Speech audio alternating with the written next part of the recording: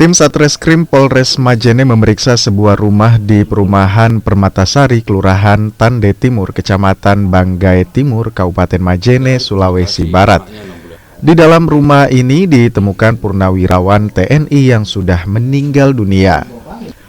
Purnawirawan itu diperkirakan meninggal beberapa bulan lalu lantaran kondisi jenazah yang sudah tinggal kerangka. Polisi pun langsung melakukan olah tempat kejadian perkara. Lalu saya berserta dengan piket, kita mendatangi TKP dan juga melaksanakan olah TKP. Melaksanakan olah TKP di BTN Permatasari.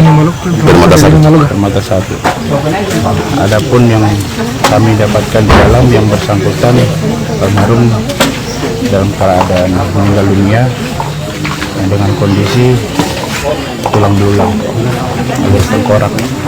Kami lakukan olah TKP untuk saat ini masih kami dalami terkait dengan penyebab meninggal dunia yang bersangkutan. Almarhum diketahui punya riwayat penyakit stroke.